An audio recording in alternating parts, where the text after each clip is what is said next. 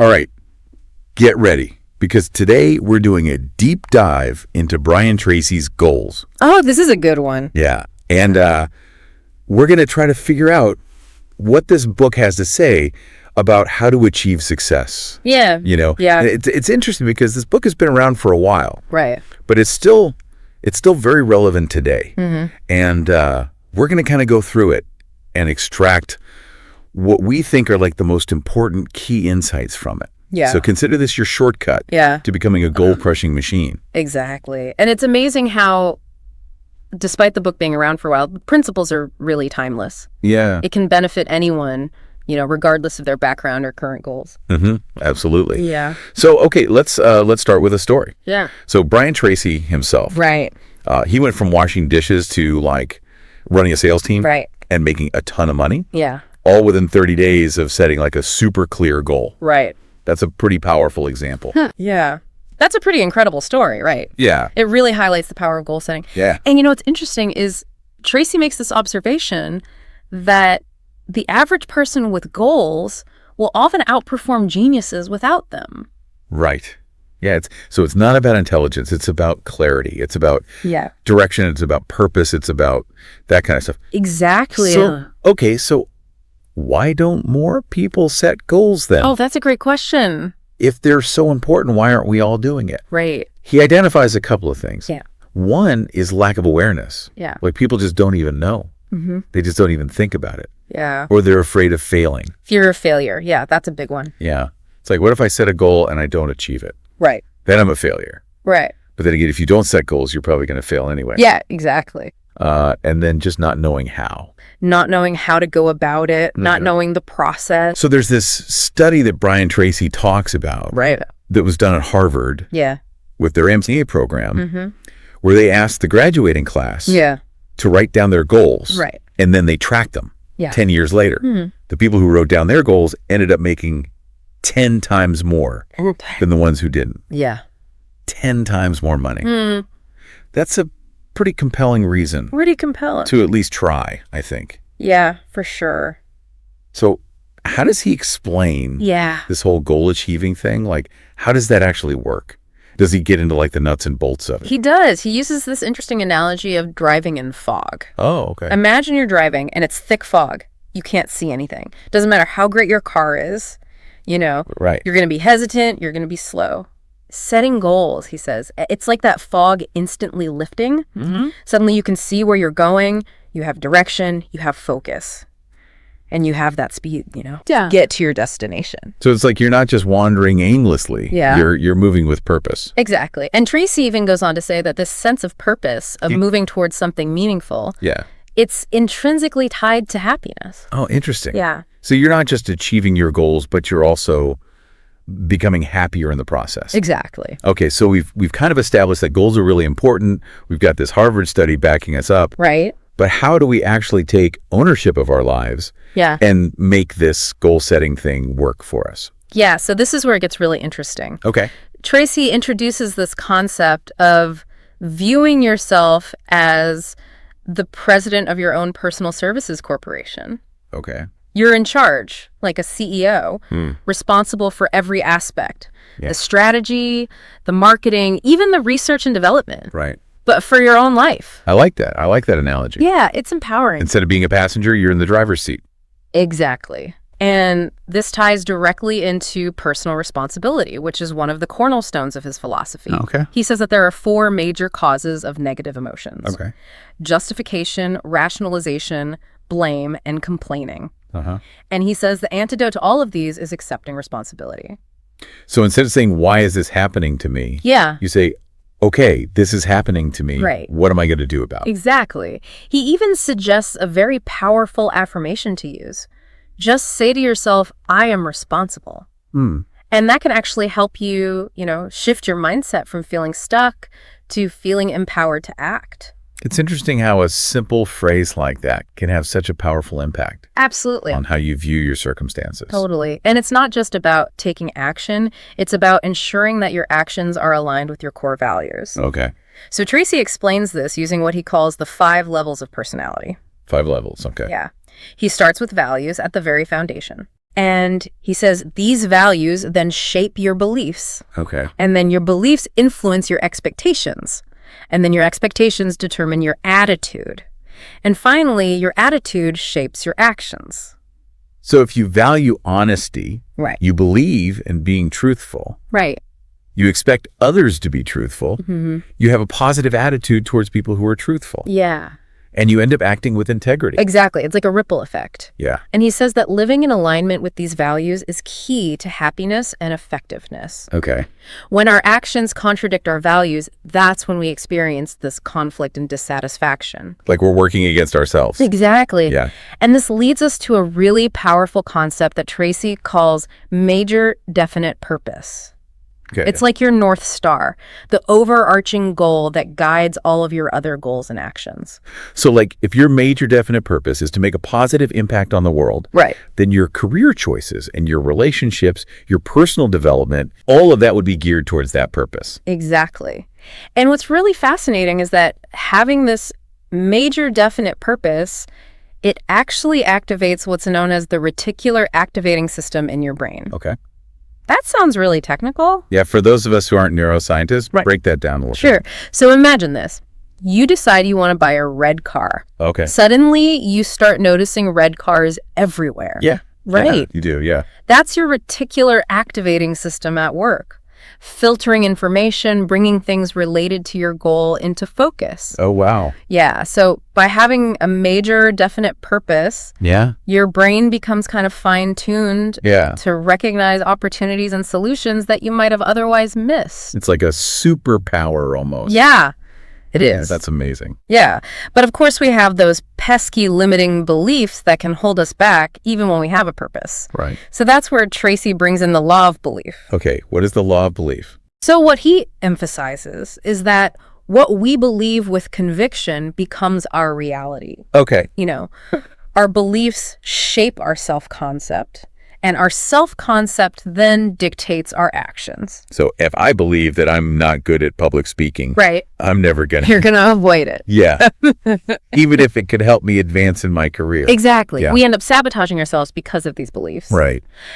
And the interesting thing is, these beliefs are often based on outdated information. Like we're running on old software. Exactly. That needs an upgrade. Yeah. So he gives many examples of people who achieved incredible things despite being told that they weren't capable. Okay. And, you know, he tells one story that I found really interesting. It's about this car dealership that decided to give each of their salespeople a brand new Cadillac.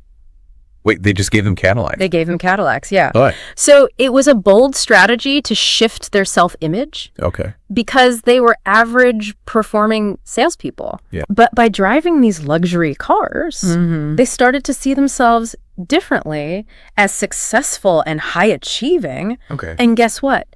Their sales performance skyrocketed. That's crazy. So sometimes external changes can actually trigger internal changes in our beliefs. Absolutely. It's like a mental hack almost. Yeah, it's amazing. So this leads us to this really important point that Brian Tracy makes. Right. Which is analyzing our starting point. Yeah. And identifying those beliefs that are holding us back. Exactly. And he emphasizes the importance of what he calls the reality principle. Okay. Which means seeing the world as it truly is. Not as we wish it were. Right. So it involves taking stock of our current situation, our finances, relationships, even our possessions, our health. So it sounds like it's about taking inventory, which honestly, it can be a little bit daunting.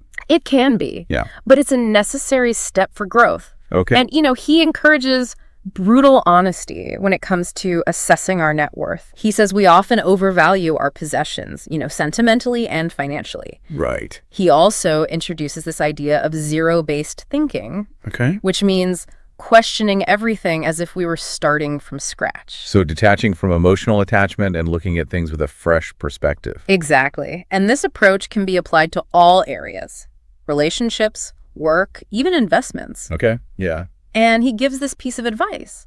Ask yourself, knowing what I know now, would I get into this situation again? And if the answer is no, it might be time for a change.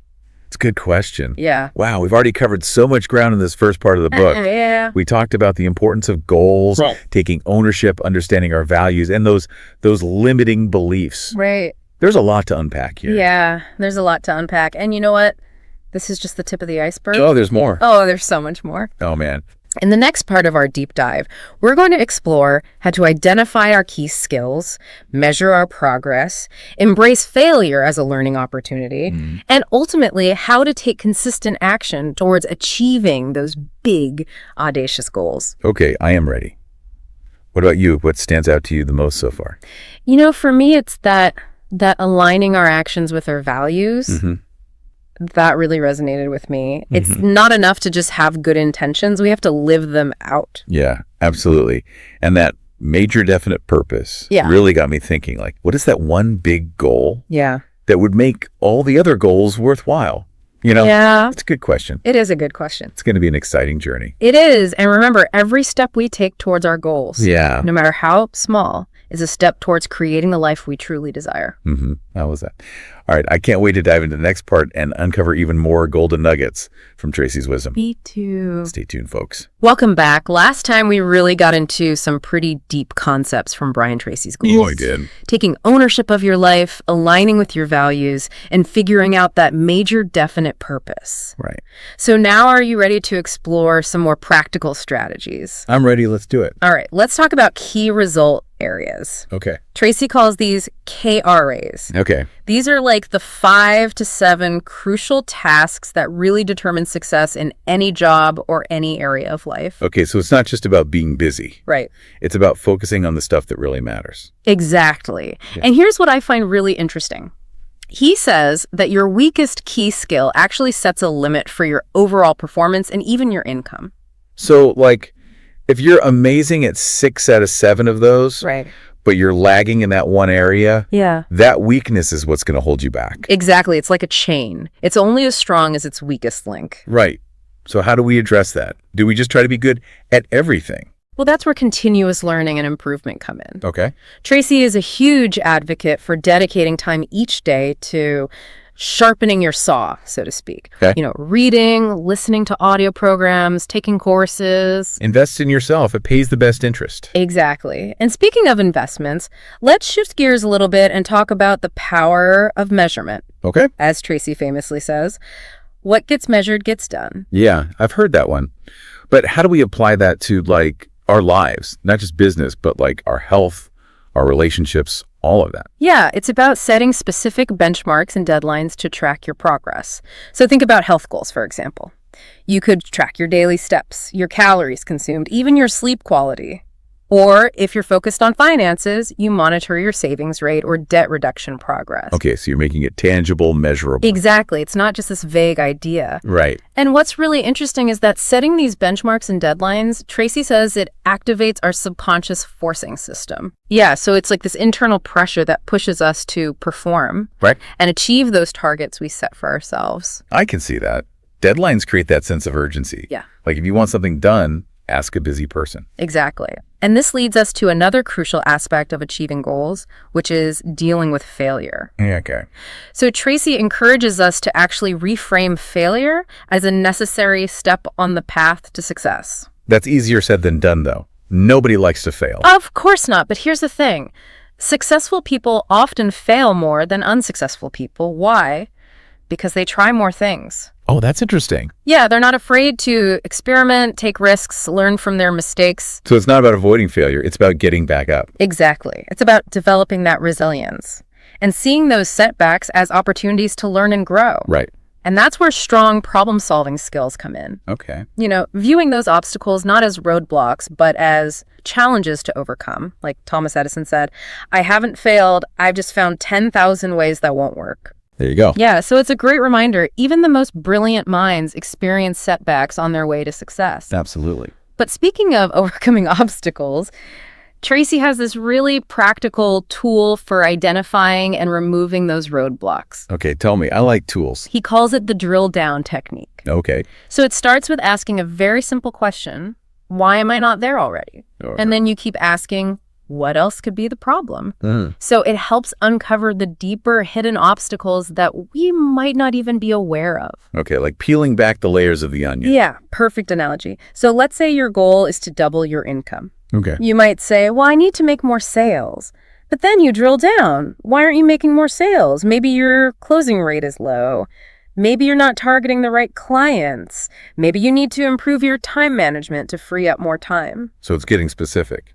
Exactly. And once you've identified that roadblock, he suggests rewriting it as a positive goal. So instead of saying, I'm bad at time management, you say, my goal is to become a master of time management. Okay, so you're reframing it. Exactly. Shifting from a negative to a positive mindset.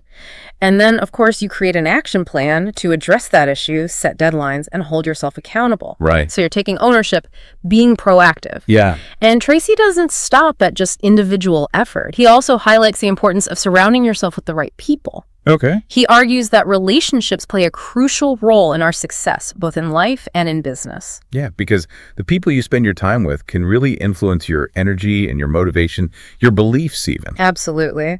And he talks about different types of key relationships. Business relationships, personal relationships, community relationships. And in each area, it's about nurturing connections with people who uplift you and support you, people who challenge you to grow, people who share your values. Right. It's about being a team player. Yeah, exactly. And building that reputation for dependability and integrity, people want to work with those they can trust to deliver. Yeah.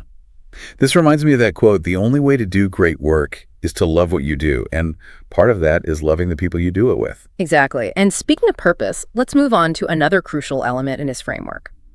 Planning and taking action. Okay, this is where the rubber meets the road. Let's dive into that in the next segment. We'll explore the power of written plans, the importance of prioritization, and some really brilliant time management techniques. Welcome back to our deep dive into goals. We've really gotten into some interesting stuff. Yeah, we have. Figuring out your values, identifying those limiting beliefs. Right.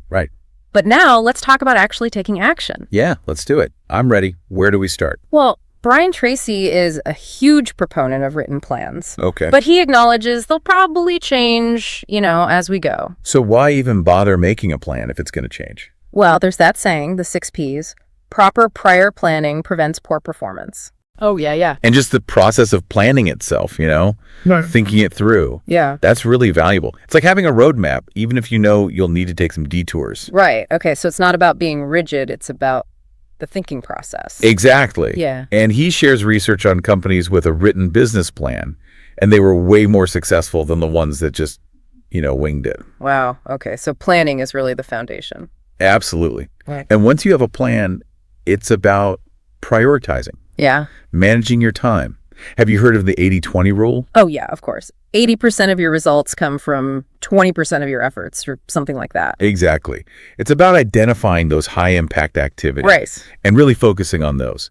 And he has this really cool method for prioritizing called the ABCDE method. Yeah, I've heard of that. Remind me how that works again. Okay, so you categorize your tasks into 5 groups. A tasks, those are the most important ones. Big consequences if you don't do them. B tasks are important, but they're not as urgent. Okay. C's tasks, not really any consequences whether you do them or not. Right. These tasks, you can delegate those to someone else. And E's tasks, just eliminate them altogether. Get rid of them. Yeah. I like it. So this helps you stay organized and not feel overwhelmed. Exactly. And you want to focus most of your energy on those A tasks. Right. The things that really move you towards your goals. And he talks about creating blocks of uninterrupted time to work on those. This is so key because it's so easy to get distracted.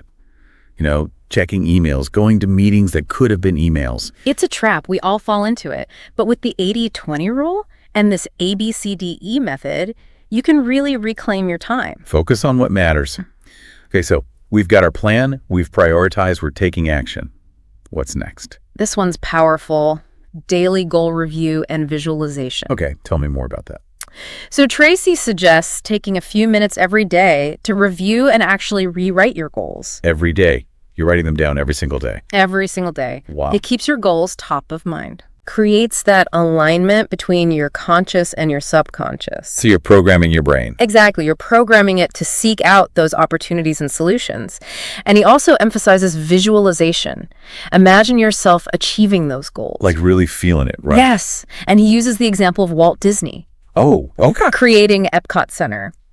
Started as this impossible dream, but through visualizing and believing, it became a reality. It's amazing what our minds can do. It really is. And Tracy says we all have this immense potential within us. Yeah. So unlock that creativity, achieve extraordinary things.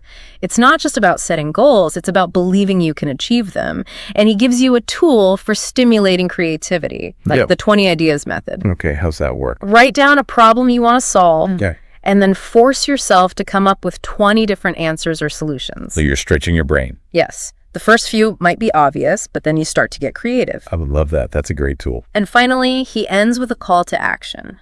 Persistence and courage. That's what it takes, right? It does. That resilience to overcome obstacles, the determination to keep going, the confidence to believe in yourself. Fall down 7 times, get up 8. Exactly. And every step you take, no matter how small, brings you closer. Wow. This deep dive has been packed with insights. It really has. Brian Tracy's Goals is a great book. It is. I feel like I have a whole new set of tools. Me too. So, as we wrap up, what's one key takeaway you want to leave our listeners with? You have the power to create the life you want. Set clear goals, believe in yourself, take action. Don't let fear hold you back. That's great. And I'll just add, celebrate your progress along the way. Absolutely. Every step is a victory. We're here to support you on your journey. Keep learning, keep growing, never stop reaching. That's it. Thank you for joining us for this deep dive. We hope you found it helpful. Until next time, keep those goals in sight, and you've got this.